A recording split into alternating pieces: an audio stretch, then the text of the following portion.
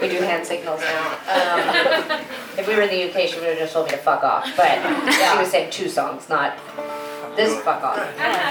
We said that, I think we advertised that this would be somewhat Q&A-ish. Does anyone have a question? Do you want to raise your hand? I don't want to put anyone on the spot, but if you have a question, you want to raise your hand, we would maybe now take some questions, I guess. Okay. Yes? Hello. Hi. Hi, how are you? I'm good. How are you guys? Hey, doing great. You guys are cracking me up. I love questions. Sarah, my question is for you, and Okay. it's silly. Great. But we're gonna have a baby soon. Oh, And congrats. Thank you. Thanks so much. We also have 2 cats, Oh. and I'm wondering how your baby likes the cats, or how the cats like the baby. The baby is just a meat sack who doesn't know anything right now, besides that he is like, so he's like, whoa, he's like on ayahuasca. He's like, whoa. He's like, everything is very intense for him. And sometimes it makes him sleepy, sometimes it makes him barf. Like, it's like, he's literally tripping on ayahuasca all the time. Not literally.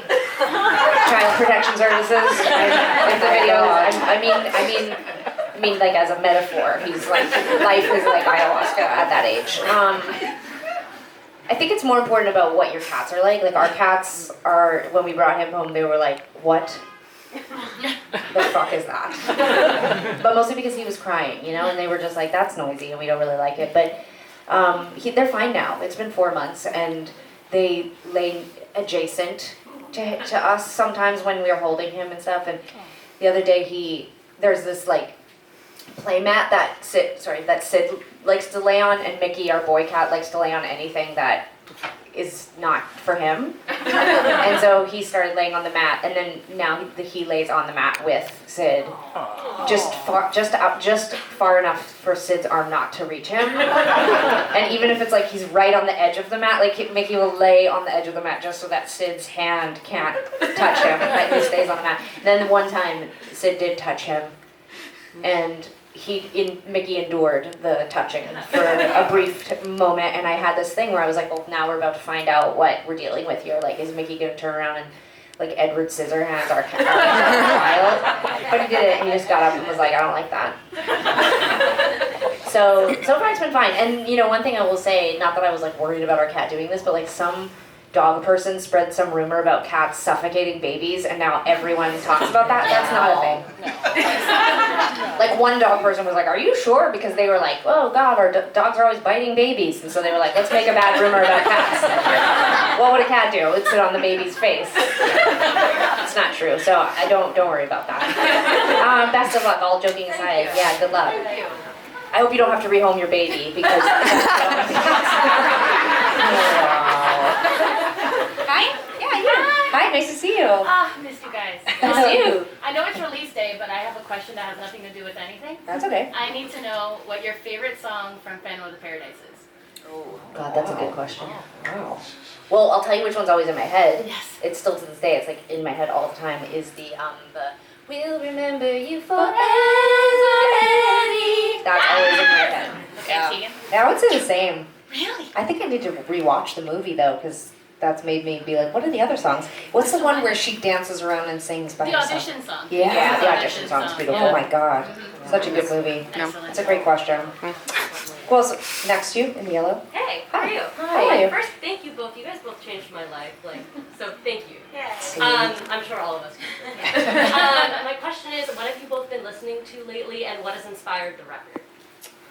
Oh, that's a good one. I mean, we both have playlists up on Spotify if you really want like tons of specifics. But today I listened to the new Taylor Swift record, which I enjoyed very much. I wish I hadn't taken our release day and made it earlier. I'm just kidding, like, we're not even in the same universe, like, it's completely fine. Yeah, I really like that. Sarah, what was influencing you when we were making Crybaby? Oh, I mean, well, honestly, like, musically, I wasn't, besides this band Dead from Chicago, which I've been citing quite a bit, because I quite literally tried to rip them off when I was working on specific songs.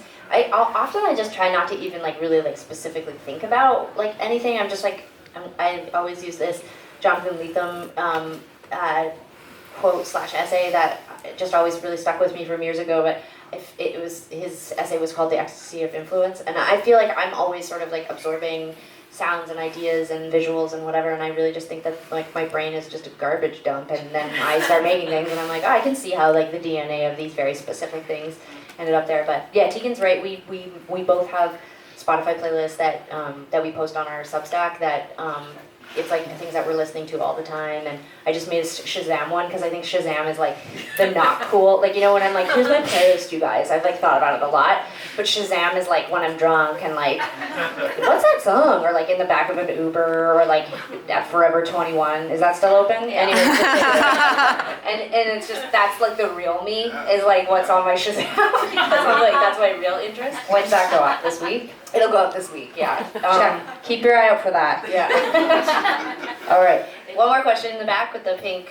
Yes. Yep. Hi guys, Hi. my name is Jennifer. Hi, Jennifer. I love you. I did just want to ask a question about filming the preview show. Yes. So what kind of tips did you give the actors on portraying yourselves?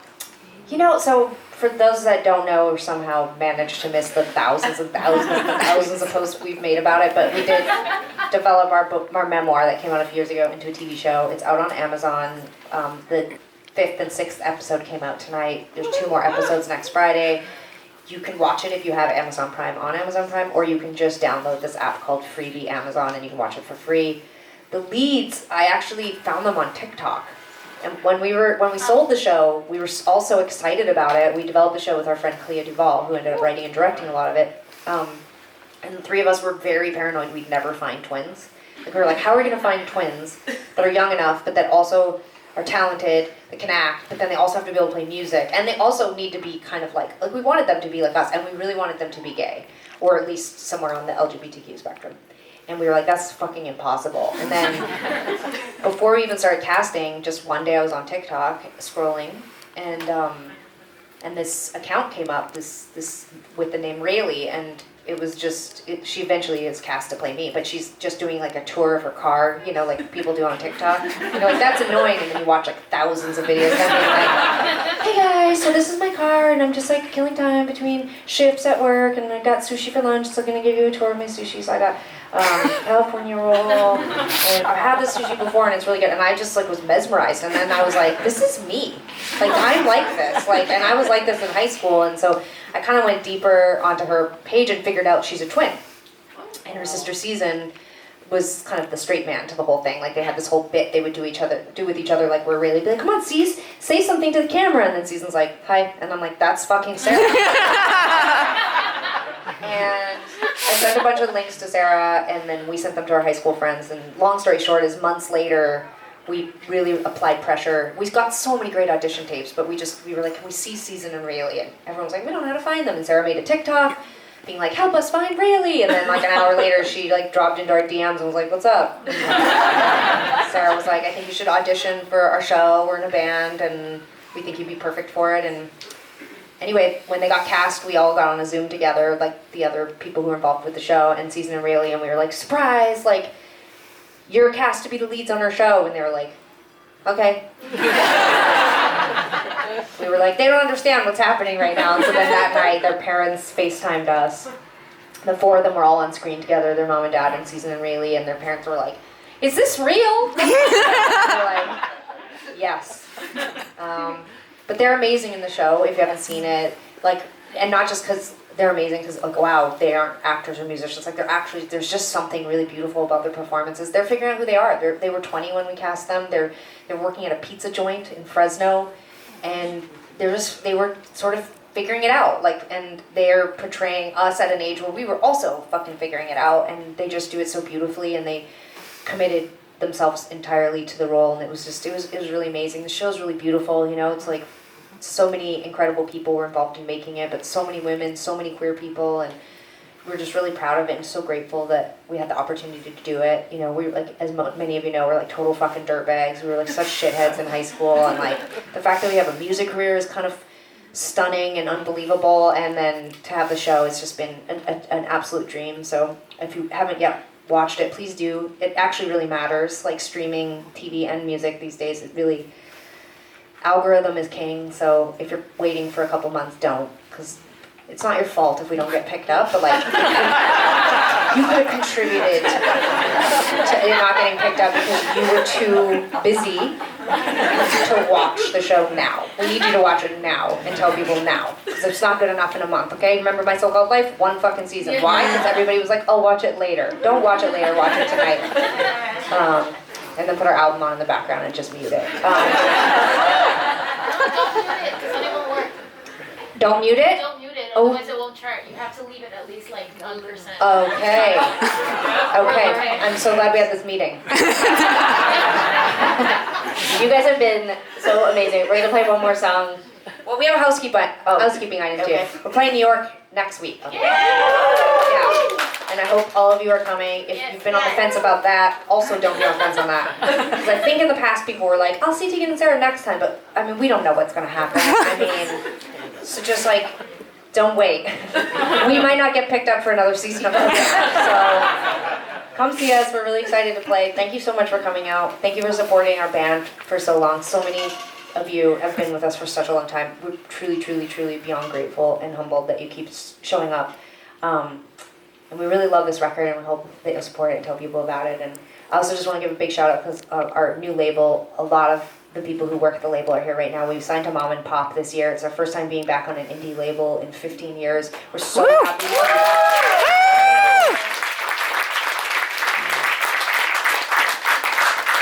And everybody works really hard to get independent music out there, and we just appreciate them all so much, and appreciate our management team who are here, and a bunch of our families here, and just thanks to everybody for supporting us. And this is going to be the last song we'll play, and it's arguably, based on some of the reviews I've read, the really only good song on the album. But I'm just kidding. The whole record is so good. I can say it too, because I know it's good. Fuck Sarah, she doesn't know anything, but I know.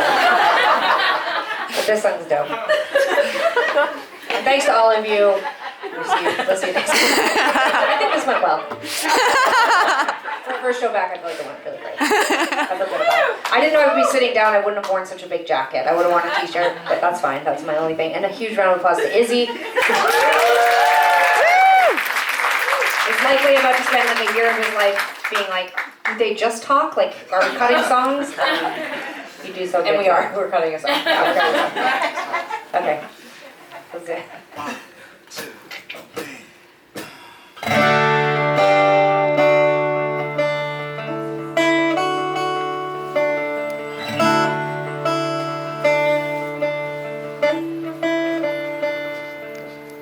I'm so vain, I can't look away. I'm so vain, I can't look again. We had played, it feels like yesterday that we had played. Now that's all gone away. Let me see what we got. Tell me where did we start? Everything is falling apart. Same shit that kept us apart. I've been gone too long. This cruise ain't black, it's yellow. I've been gone too long. My sweet heart breaks, so be careful. But this pain ain't red, now it's yellow. My sweetheart sings out like a devil. This cruise ain't black, it's yellow. I've been gone too long. I've been gone too long.